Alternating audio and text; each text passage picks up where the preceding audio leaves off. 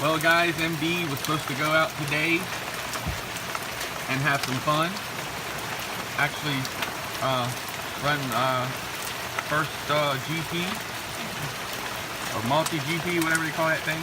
But yep. So the rain, I was a little nervous anyway, so I get some more practice in. Look at this, guys. This is what we've been dealing with all day.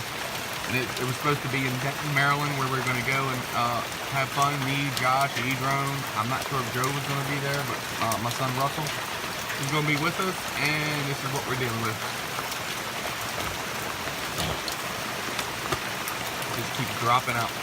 It starts and stops, starts and stops. Eric is in Milford, and he said it's flooded out up there, so I'm sure it's hitting the whole East Coast this weekend because of all the storms that we're having. So just want to touch base with you guys and let you know if you won't see nothing on the drone network as far as live as me at a multi-GP or anything, just because of this.